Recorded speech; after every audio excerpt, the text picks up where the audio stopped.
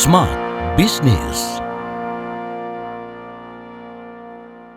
Halo semua listeners, kembali saya William Darmawan menjumpai Anda dalam podcast Smart Business. Usaha yang berikut ini sangat maju dan berkembang.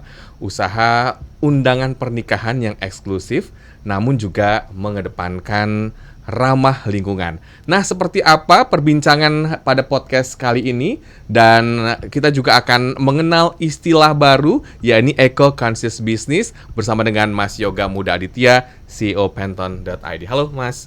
Halo Mas William. Gimana kabarnya? Alhamdulillah baik. Terima kasih telah hadir di podcast kali ini. Nah, ngomongin soal usaha Penton.id, ini kan undangan yang eksklusif untuk masyarakat, undangan pernikahan dan ramah lingkungan. Eco-Conscious Business. Bisa ceritakan nggak sih Mas? Oke, sebenarnya kenapa ada eco-conscious business ini berawal dari value personal sebenarnya, karena saya bangun Penton sendiri sebagai single founder. Otomatis apa yang kita bangun juga terinspirasi dengan nilai-nilai kita sendiri. Jadi saya secara personal, saya percaya bahwa bekerja dengan doing good itu kalau bisa dalam satu tarikan nafas lah gitu. Jadi kayak nggak perlu kerja sendiri tapi nanti juga berbuat baik sendiri gitu, harus cari aktivitas yang lainnya. Kalau bisa dijadiin satu, pekerjaan kita itu juga memberikan dampak, bisa nggak sih sebenarnya gitu.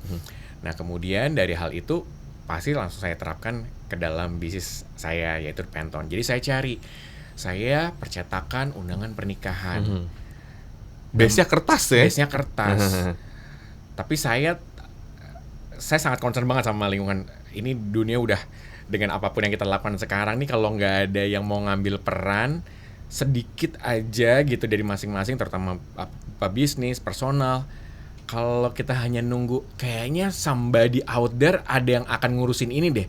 Kayaknya nggak ada somebody tadi itu. Memang harus kita sendiri gitu. Jadi soal lingkungan, karena saya nggak tahu nanti kayak 50 tahun lagi akan gimana, segala macam. Oke deh, gimana caranya bisnis kertas gue ini tuh bisa memberikan dampak.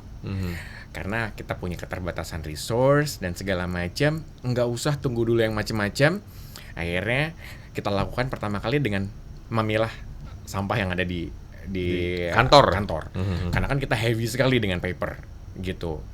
Karena jangan salah Mas, ketika paper itu dijadikan satu dengan sampah yang lainnya, nilainya akan drop sekali karena kertasnya nggak bersih gitu. Jadi sebenarnya ketika kita pun bisa memilah itu tuh sudah membantu dalam proses recycle itu sendiri, nggak campur sama cup kopi segala macam. Dari situ yang pertama kali at least kita bisa lakukan. Yang kedua, saya ada ketemu dengan namanya lindungihutan.com. Ternyata akhirnya kita setelah ngobrol-ngobrol kita bisa kolaborasi dalam penanaman mangrove di pesisir utara Jawa gitu. Kayaknya seru. Gimana kita memberikan dampak dengan keterbatasan resource-nya Penton, kita nggak perlu semua kerjain sendiri, kita kolaborasi dengan cara setiap bulan kita concern dengan menyisikan untuk berkontribusi untuk penanaman mangrove di utara Jawa. Ini sebagai, kalau kita sebutnya adalah komitmen mengambil peran. Jadi walaupun mungkin tidak bisa mengubah dunia gitu ya ibaratnya, tapi the spirit dengan platform kita, dengan customer kita mau ngasih tahu bahwa we are not just a regular business yang print selesai Anda jualan, tapi kita punya message bahwa dengan memilih brand kita tidak hanya mendapatkan undangan yang eksklusif, undangan yang cantik, tapi juga dengan secara langsung berkontribusi secara lebih baik untuk environment. Apakah customer juga bisa berperan dalam hal ini, terutama mereka yang membeli undangan atau mengorder undangan pernikahan ini, Mas? Ya, jadi kalau secara bisnisnya pasti automatically, tapi di sini menarik, customer juga ikut bisa ya? Bisa nyumbang. Caranya gimana itu? Ada nanti di linknya, mereka akan kasih link untuk ikut donate, namanya campaign Cut for Trees, kartu untuk pohon. Dan ternyata di luar dugaan kita banyak banget customer yang ikut join, karena kan kita nggak pernah maksa, namanya juga campaign ya. Ternyata kita punya banyak kesamaan values. Tapi mungkin itu juga berawal karena kita mengkomunikasikan ceritanya kepada customer. Di setiap postingan Instagramnya kita, di bagian akhirnya pasti ada campaign yang bagaimana kita tuh mengedepankan sebuah perusahaan yang bisa bikin undangannya easy, classy, dan sustainable. Jadi 3 itu udah cakep, gampang, doing good lagi, sustainable. Itu yang kita jual kepada customer kita. Nah, kalau dalam aksinya tadi kan dikatakan juga ya, pemilahan kertas yang bersih tadi tidak dicampur dengan sampah yang lain, itu kan juga satu hal yang sangat baik. Ada kegiatan-kegiatan lain nggak yang kaitannya dengan lingkungan nih Mas di usaha ini? Selama ini sih masih memang fokus ke aksi itu ya, dari kolaborasi dengan Lindungi Hutan, terus kemudian sama aktivitas dari internal yang memilih tadi itu. Karena memang itu saja tuh butuh effort dan bagaimana value-nya ini nggak cuma keluar, karena kita nggak pengen di luar tampak bagus tapi sebenarnya di dalamnya itu tidak dilakukan dengan baik. Jadi bahkan menyadarkan kepada teman-teman di internally, value-nya ini tidak hanya ada di foundernya, tapi bahwa semua orang Pentonian tuh melihat hal yang sama, concern-nya ini gitu. Jadi itu masih menjadi satu kegiatan yang hari-hari kita selalu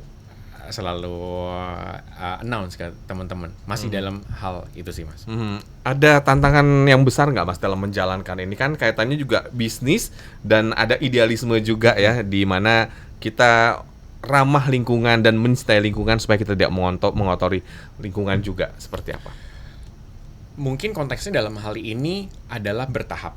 Jadi seperti tadi yang saya bilang, untuk bisa doing good nggak perlu harus perfect, tapi at least apa dulu yang kita bisa lakukan. Setuju. Misalnya tadi karena Penton tuh masih UMKM gitu ya, kita nggak punya resources untuk melakukan hal yang besar, tapi itu tidak menunda kita untuk menjadi eco-conscious business. Bisanya memilih sampah dulu karena nggak butuh modal besar, cuman modal sampahnya dibikin beda-beda. Ya udah itu duluan aja. Nggak usah cari alasan-alasan untuk tidak bisa berbuat banyak. Bisanya kolaborasi sama pihak ketiga, nggak dilakuin sendiri, ya nggak apa-apa. Nah itu yang membuat idealisme, value dari sebuah brand bisa relevan dengan bisnis yang terus jalan karena tidak membebani gitu. Dilakukan bertahap seiring dengan pertumbuhan perusahaan. Jadi tidak menjadi sebuah beban. Ya, perbedaannya Mas mungkin antara yang dijalankan dengan sustainability business kira-kira apa nih Mas? Sekarang kan kalau misalnya teman-teman lihat banyak ya mulai bisnis-bisnis yang juga mengedepankan sustainability, which is sebenarnya bagus banget karena setiap pebisnis punya kesadaran yang sama untuk mengambil peran tadi itu. Perbedaannya adalah kalau di Penton bukan dalam proses produksinya yang dengan misalnya mengganti papernya mending jadi paper daur ulang segala macam, tapi menjadi activity di luar produksi dengan kita tadi akhirnya menanam pohon di luar produksinya kita. Sebenarnya itu dilakukan balik lagi, at least dalam stage ini itu yang baru bisa kita lakukan. Kita belum tahu dan kita berharap akan lebih besar lagi. Mungkin kalau di luar sana ada yang bahkan sesederhana dengan memakai bahan baku lokal, itu saja itu sudah merupakan sebuah eco-conscious business. Tidak harus menanam pohon dan segala macam. Jadi setiap bisnis tuh punya perbedaan-perbedaan caranya. Bahkan tadi sumbernya dengan lokal, nggak banyak impor. Karena kalau impor kan berarti energi yang dilakukan untuk membuat satu produk juga dihitung tuh dari sana harus dikirim dulu ke sini, diangkut. Coba kalau misalnya Indonesia di Semarang, kertasnya juga diproduksi di Semarang. Karena mungkin 80% lebih kertas kita pabriknya ada di Semarang. Jadi locally source. Kita nggak pakai kertas impor. Gitu. Itu sih Mas. Mungkin apa pesan-pesan kepada semua listener semua atau yang rekan-rekan bisnis gitu ya ingin menjalankan eco-conscious business ini, kira-kira apa yang disampaikan?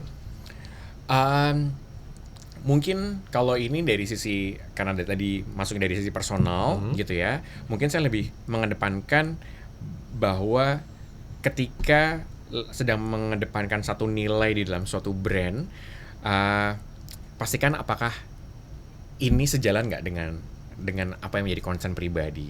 Karena melakukan sesuatu hal yang tidak otentik hanya karena kayaknya sekarang lagi trennya begini, saya lakuin juga begini, itu nanti pasti customer akan berasa bahwa ini mah karena memang mau kelihatannya aja begitu gitu. Pencitraan. Karena itu nanti akan kelihatan bahwa dia tidak akan konsisten. Setuju. Dalam hal itu.